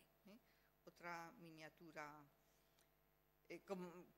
Como ven, aquí aparecen de nuevo estas iniciales, las mismas que hemos contemplado hace un momento en la Biblia de San Millán. Bien, y finalmente este ejemplar de las vidas de santos. Las vidas de santos en esos momentos tuvieron desde luego un éxito enorme. Piensen que son los años en los que escribe Gonzalo de Berceo, que escribe muchas vidas de santos. Pues bien, en estos años en San Millán se copia una vida de santos que ya se había transcrito en el siglo X, pero ahora se le añaden nuevas vidas. Como digo siempre, el códice medieval no es copia exacta del modelo, sino que también hay elementos originales. Y aquí queda claro que se ha copiado una vida que no estaba presente en la copia de donde se han tomado los textos y las imágenes, porque es la vida de San Nicolás, y se ha elegido una de las escenas más divulgadas en la Edad Media de este santo, que fue la caridad. Él dio unos doblones de oro a 3 muchachas que se habían visto obligadas a prostituirse por su padre ante la falta de medios económicos. Fue una de las obras de caridad más difundidas en la Edad Media, y esto es lo que el artista aquí nos ha dejado en esta miniatura. Posiblemente tiene que ver con la llegada de las reliquias de San Nicolás al monasterio, y además sabemos que en esos años, en 1230, se consagra, y lo hace además el obispo Mauricio de Burgos, el que está iniciando la catedral gótica burgalense. Como les digo, se consagra el altar de San Nicolás, con lo cual es lógico que estos copistas pues incluyeran en sus imágenes la vida de este santo. Bien, y finalmente se copia también una vida de Santo Domingo de Silos, una vida abreviada, y aquí les proyecto la imagen del hagiógrafo, que no se la presento tanto como por ser el hagiógrafo de esta, que es Grimaldo, que es una vida breve, distinta de la oficial que conoce todo el mundo, sino porque es una estampa de la actividad cotidiana que se tenía en estos monasterios.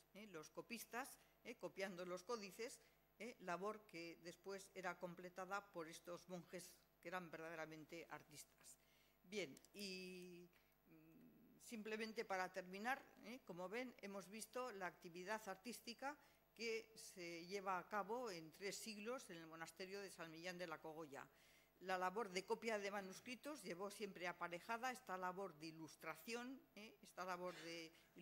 de códices, que, como los que acabamos de ver, pues son obras de arte, así los tenemos que considerar, y nos han deparado no solamente esa fruición estética al contemplar estas imágenes realizadas en unos ambientes tan alejados de los nuestros, sino que también pues hemos podido en parte ser transformados un poco en el espíritu, pues metiéndonos de la realidad de la vida cotidiana en esta otra realidad situada a una esfera superior, pero que era desde luego el verdadero fin que perseguían estos artistas en el mundo medieval, como han ido señalando todos los autores que se han ocupado de estos siglos. Y nada más.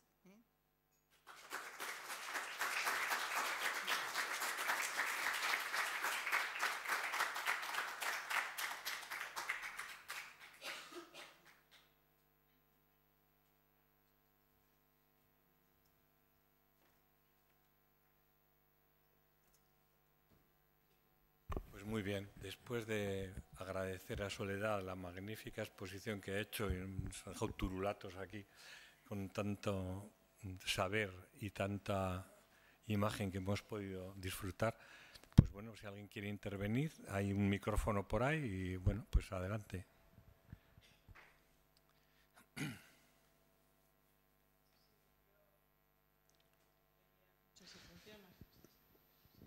Quería hacer una pregunta. Bueno, me ha parecido muy interesante la conferencia, pero me gustaría hacer una pregunta, aunque no sé si este es el lugar y el momento, sobre los materiales.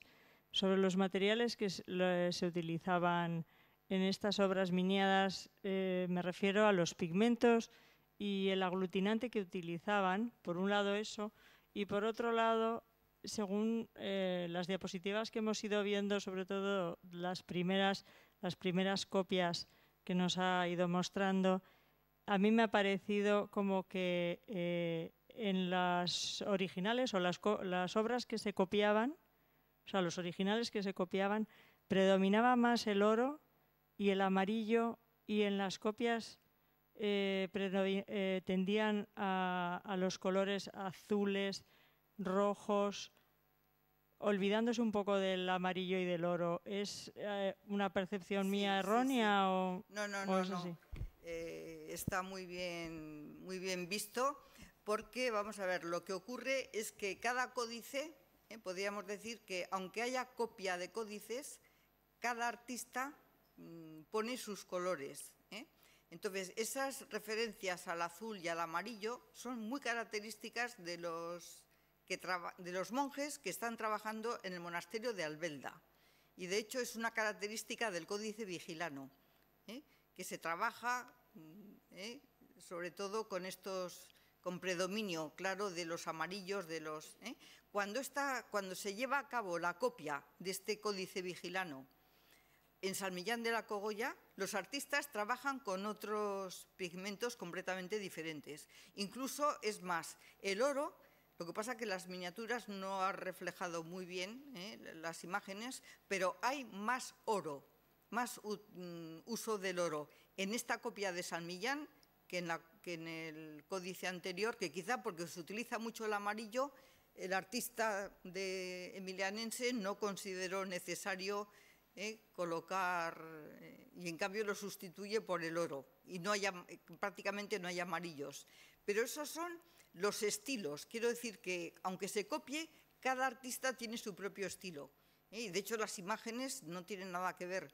Un vigila muy protorrománico, con unos plegados que anuncian lo que va a ser el románico posterior, con respecto, por ejemplo, a los artistas emilianenses que trabajan pues como se trabaja en la Biblia de Valeránica, en Castilla, o en códices que podíamos ver en los monasterios leoneses.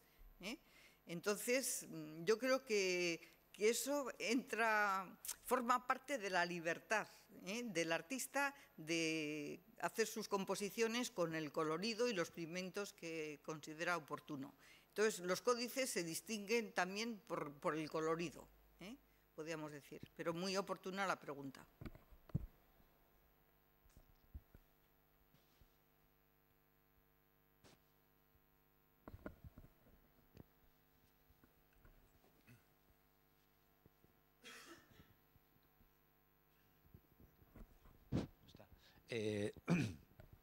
Sí. Para las personas que no estén un poquito familiarizadas con los códices, ¿podrías desarrollar un poquitín la información respecto a los materiales con los cuales se construían los códices? Bueno, los materiales, pero bueno, pues con los pergaminos. Sí, a eso me refiero, sí. Claro, se utilizaban los pergaminos tomados de pieles animales, que se preparaban, todo eso, claro, se preparaba en el propio monasterio. Hay una imagen muy bonita del Beato de Tábara, donde se ve, una pena porque la podía haber traído, pero se ve reproducido un taller, un scriptorium medieval, y ahí se ven varias dependencias. Entonces, en una dependencia se ve al pergaminero con unas tijeras cortando, preparando las pieles, y luego al lado hay otra dependencia donde están 2 copistas, ya con el cuadernillo ya preparado, transcribiendo los textos, y luego se ve a otro artista pintando el códice. Casi siempre la labor prioritaria, por lo menos en estos siglos, es la de los copistas, y lo que dejan espacios en blancos para que los complete el miniaturista. Aunque a partir del siglo XII, como digo, se introducen los libros de imágenes, y entonces ya el copista no tiene, o sea, se sabe perfectamente bien que los textos se colocan después de las imágenes, entonces se produce una relación a la inversa.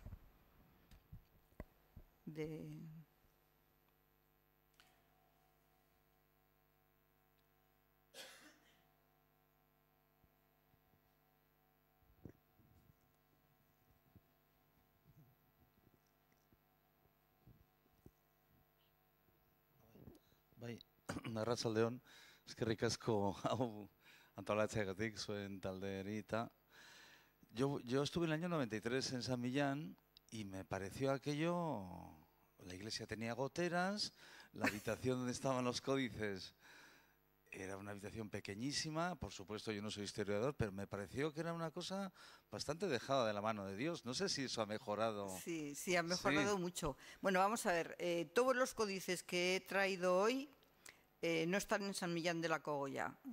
A raíz de la desamortización de Mendizábal, estos códices se fueron a parar a Burgos, y de Burgos después serían depositados en la Academia de la Historia. Entonces, la mayoría de los códices emilianenses se encuentran hoy en la Academia de la Historia en Madrid, salvo el Códice Emilianense y el Beato del Escorial, que están en el Escorial, pero ya he dicho que son los libros que Felipe II se los llevó para que formaran parte de la biblioteca cuando se hizo el Escorial. Y luego, con respecto a San Millán de la Cogolla, claro, sí que se conservan allí otros códices, que son los cantorales, que son ya libros mucho más recientes, mucho más modernos. Yo creo que los tienen, actualmente están muy dignamente custodiados, esos cantorales, que son libros preciosos también, pero ya del siglo XVIII, o sea, mucho más recientes.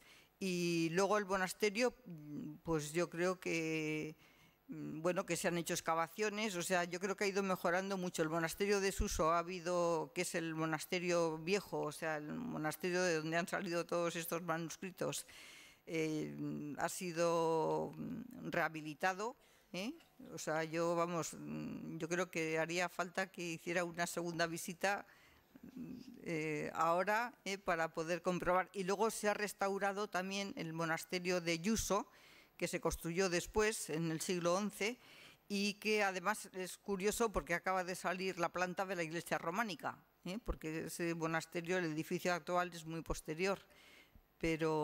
Y yo creo que, bueno, a estas alturas, yo he estado muchas veces en el monasterio, tanto en los años 90 como en la década de los 80 y recientemente, y yo creo que, vamos, que hoy podemos decir que es un monasterio que está muy bien cuidado y atendido. Y luego tenía otra pregunta en relación al contexto histórico. Sí. Eso es el principio del Reino de Navarra. Sí. Entonces, estos monasterios obedecían normalmente no a los reyes de Navarra, sino al obispado de Pamplona o de Bayona, ¿o cómo funcionaban estas cosas? Bueno, vamos a ver.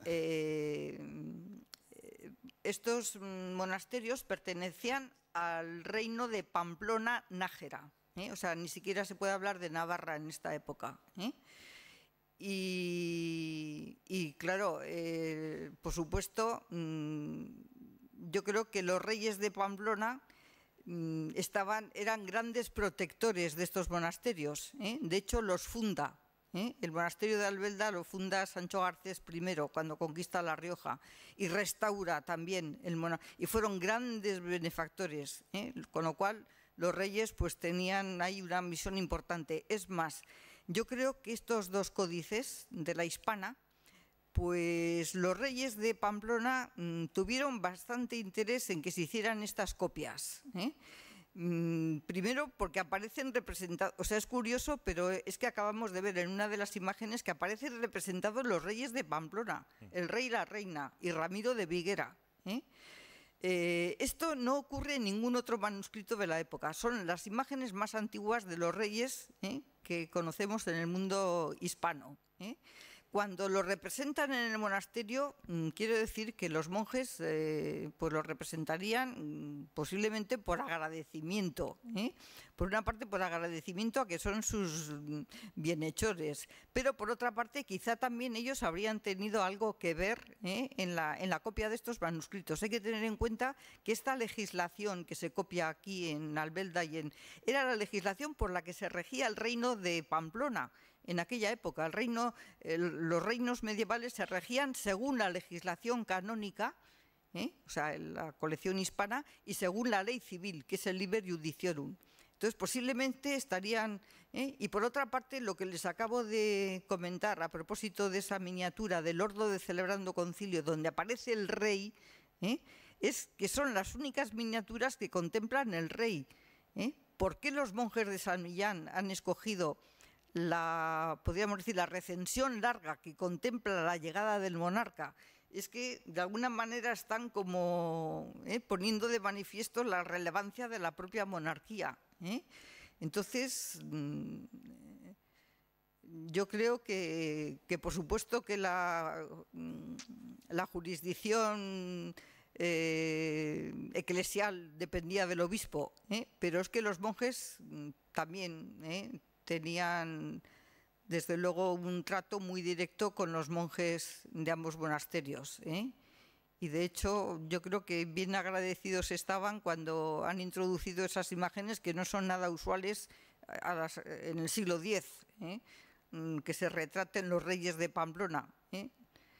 Entonces yo creo que tiene mucho que ver también la monarquía en estos monasterios.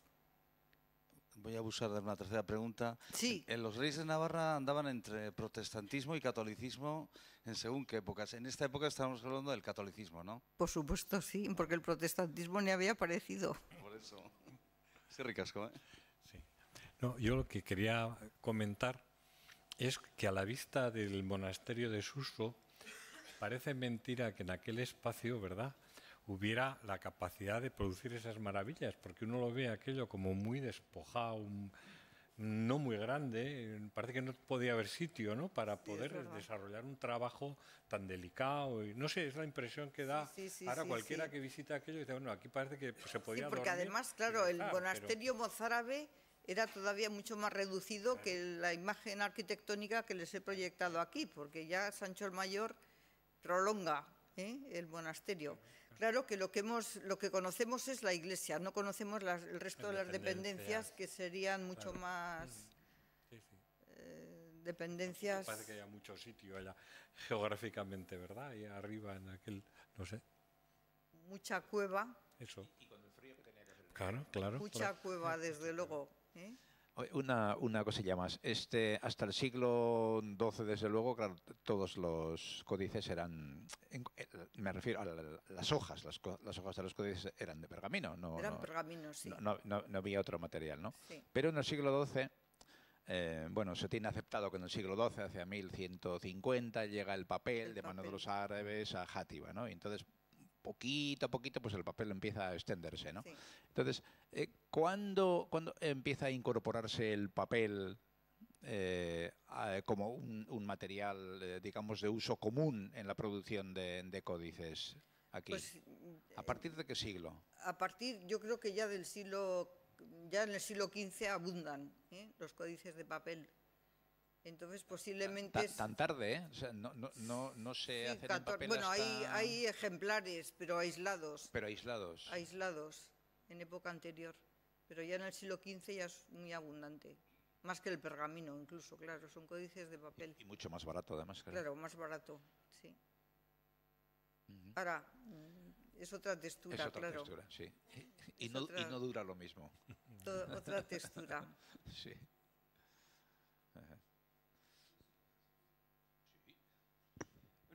Muchas gracias por la conferencia. Quería saber si los monjes artistas, bueno, los que pintaban los códices, para tener estas influencias, si viajaban ellos o venían otros monjes al monasterio, quiero decir, si tenían la inquietud de ir a ver qué ocurría por Europa, o simplemente tenían la influencia porque venían viajeros o Bueno, yo creo que había mucha circulación de códices en esta época. Llama la atención, por ejemplo, que entre los códices que traen los monjes a San Millán de la Cogolla en el momento de la restauración del viejo monasterio al siglo X, pues se traigan, por ejemplo, una obra de Francia, la obra de Defensor de Ligouguet, que les acabo de proyectar. Es decir, que había mucha circulación de códices. Los códices, otro caso, por ejemplo, muy bonito es el de Godescalco, obispo de Puy en Velay, que llega en el año 950, hace una peregrinación a Santiago de Compostela y pasa por Albelda. Y en Albelda contempla un ejemplar de la virginidad de la Virgen de San Ildefonso de Toledo. Y entonces le pide al abad que le haga una copia y que a la vuelta de Compostela se lo llevará a Francia. Quiero decir, quiero poner este ejemplo para que vea que era muy normal el que gentes que vienen a España se lleven códices a Francia y a la inversa. Códices franceses invadan también la península. Entonces, con los códices llegan las influencias europeas. Pero hubo mucha circulación de códices, mucha más de la que podemos sospechar. Los monasterios prestaban libros. Y es, por ejemplo, pues curioso, ¿no?, que el Beato de Gerona, que se copia en Tábara, y en el siglo XII ya estaba en Gerona. En Gerona se hace una copia que se lleva a Italia. El Beato de Turín. O sea, la circulación de códices era... Hay libros sobre esta circulación de códices. Inmensa. O sea, estaban al día de todo lo que se hacía. En San Millán de la Cogolla no he querido poner imágenes, pero, por ejemplo, se copia en 1200 un manuscrito que se edita, entre comillas, y se puede hablar de edición de un libro, la Historia Escolástica de Pedro Comestor, del año 1180. Y ya 20 años después ya está en San Millán de la Cogolla y los monjes lo copian. Una historia escolástica o sea, en muy pocos años llegan. Hay una verdadera trastigo de unos códices y mucho préstamo de libros. Claro, entonces, me imagino, perdón, que lo de los préstamos, porque tenés carísimo, claro, hacer una pieza de esas. Los monjes de Silos, les he proyectado una imagen, como en Silos pedirían copiado, se llevaban muy bien con los monjes de San Millán, pedirían copiado un salterio, libro de cánticos y lo copian. Se copian. Continuando con lo que decía Detritos, con este mismo tema, claro, por ejemplo, que se sepa, ¿no? Parece que hay 31 copias de Beatos, ¿no? Sí. Se hicieron, ¿no? Por lo menos, ¿no? Sí. Son las que bueno, habría muchas más. Muchas más incluso, ya ves. Sí, muchas veces porque se han perdido muchos códices. O sea que permanecen ilustradas, Ilustradas, sí. Actualmente se conocen unas 36. 36. Pues mira, copias ilustradas de Beatos, porque ha aparecido recientemente uno en Suiza, en Ginebra. Yo tengo datos antiguos, entonces. Oye, a propósito de esto, entonces, claro, de 30 y tantas copias, ¿vale? O muchas más, ¿no? La pregunta es, cuando los monjes construyen estos códices, ¿los hacen pensando para ser distribuidos a otras iglesias, otras abadías, tal? ¿O se hacen también por encargo de gente rica, nobles? Sí. Oye, prodúceme un códice con motivo de mi virgen favorita, por ejemplo. ¿Había encargos? Sí. ¿Había encargos expresos? Vamos a ver, o sea, la mayor parte, en esta época, la mayor parte de los códices son códices monásticos. O sea, el comentario de Beato, por ejemplo, fue un bestseller de todos los monasterios. Todos los monasterios tenían copias de las Biblias o de los códices litúrgicos. pero hubo también excepciones. Por ejemplo, conocemos el beato de Fernando I y Sancha de León. Estos reyes leoneses, a mediados del siglo XI, pues pidieron a Facundo que les hiciera una copia del beato leonés, posiblemente el que había pintado Magio, a su vez en el siglo X. En el siglo XI hacen una copia que se conserva, una copia espléndida para los reyes de León, que es el beato que se conserva en la Biblioteca Nacional en Madrid. Y sí, pero lo que es curioso, que es un tema que está todavía por investigar, que a mí me ha llamado mucho la atención, es que los beatos más recientes, que son beatos del siglo XIII, aparecen ligados a monasterios cistercienses y monasterios de monjas cistercienses, cuando los cistercienses en principio tienen prohibido ver imágenes. Entonces es curioso que las huelgas, San Andrés de Arroyo, pues se encarguen, las comunidades femeninas se encarguen estos ejemplares tan lujosamente ilustrados para uso porque claro, estos beatos sí que requieren una doble lectura del texto y lectura de la imagen. Entonces, en principio en el Cister San Bernardo prohíbe la imagen, pero no deja de ser curioso. Ya digo que es un tema que ha llamado la atención de muchos investigadores y es un tema que sería interesante desde luego abordarlo. Pero sí que se hacen encargos, Hay libros de reyes, Fernando I y Sancha, por ejemplo, fueron grandes reyes bibliófilos. Alfonso III, el rey asturiano, gran rey bibliófilo. Sancho el Fuerte, a fines del XII, otro rey bibliófilo, que este es el primero que encarga una Biblia de imágenes, que ese sí que es un libro de artista, porque son todo imágenes. Uno abre el manuscrito y es imagen, imagen, imagen. Y el copista va después colocando el título para que se sepa el tema. El paso del Mar Rojo, eso es lo que hace suscribir el... Gabón, un bonito pañuelo y conjunto que llevas. Yo creo que las primeras producciones, si se puede llamar, de este tipo, estaban hechas o diseñadas para perpetuar una cierta herencia de conocimiento, más que para la redistribución de las obras. La pregunta que me viene a la cabeza es, en aquella época, ¿qué porcentaje de personas sabían leer todo esto? ¿Qué porcentaje? Sí, y la segunda, ¿qué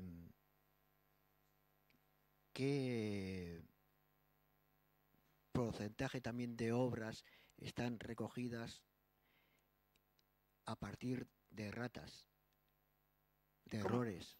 ¿Es posible esas cuestiones? ¿Que se dé errores? Correcciones o interpretaciones. Por supuesto, abundantísimos. Desviaciones. Sí, imaginarios. Sí que hay errores. Háblanos un poco de esto. Sí. Bueno, yo el porcentaje es evidente que la población no sabía leer. En los monasterios sí, porque desde luego había lecturas obligadas. La lectio divina era una praxis habitual en todos los monasterios. Y desde luego estos libros, los libros de lectura espiritual, pues se hacían se sabe además que los monjes dedicaban un tiempo de su vida cotidiana, desde luego, a hacer estas lecturas. Lo que pasa es que se hacían lecturas en voz alta. Que eso yo creo que es muy importante tenerlo en cuenta. O sea, no son lecturas individuales, sino que se leen en voz alta. Entonces el que lee, el que sabe leer, evidentemente, y los demás escuchan. Entonces esto es la praxis habitual en el mundo medieval, es esta. Y luego errores, pues se cometen, claro que se cometen. Ahora mismo me estoy acordando, por ejemplo, bueno, errores. En el Beato de Gerona, por ejemplo, la página de la crucifixión, pues se han equivocado con los dos ladrones, ¿eh? Le han colocado a Dimas como mal ladrón y en cambio a Gestas, que es el mal ladrón, le han colocado un ángel que se lo lleva al cielo, ¿eh? Quiero decir que errores, pues sí que los hay, ¿eh? Y raspaduras también, ¿eh? Un poco de piedad se llama también eso, el haberlos cambiado, ¿no? Sí, sí. Malo de siempre.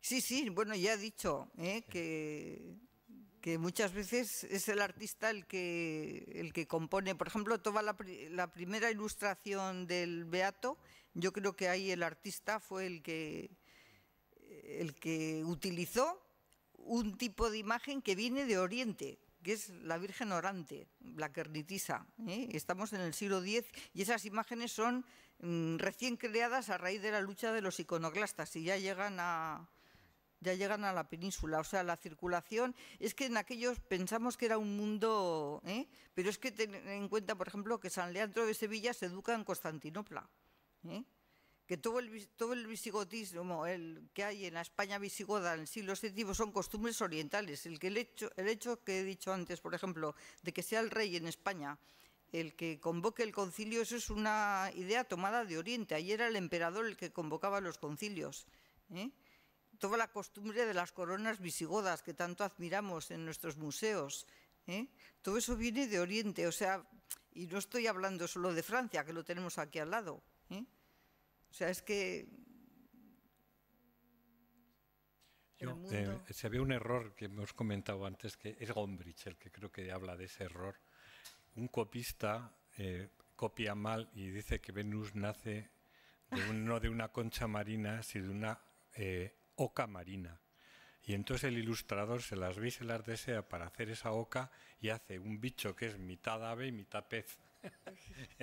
Está muy bien. Es verdad que me lo has comentado antes. No, y te quería comentar, la pregunta era, claro, eso es que se estuvo durante mucho tiempo leyendo en voz alta, ¿no? Entonces, las imágenes, para alguien que lee en voz alta, ¿qué juego da eso? Porque uno lo asocia más el juego entre la imagen y el texto a una lectura en voz baja y reposada e individual, ¿no? Para poder precisamente fijarse en esos detalles y en esas cosas, ¿no? Sin embargo, que en una lectura en voz alta... Pues, bueno, yo creo que los que sabían leer hacían la doble lectura, indudablemente. Y además la imagen, con la imagen uno memorizaba el texto. Le servía de, como nos ocurre a nosotros, ¿no? Que uno se acuerda de la imagen y ya le sirve para memorizar el texto. Y luego ya se...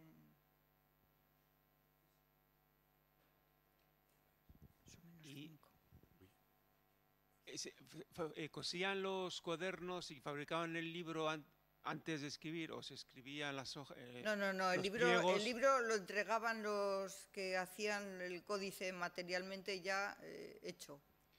Y quizás encuadernarlo lujosamente después. Eso después, sí. Vale. Bueno, yo creo que ya es un poco...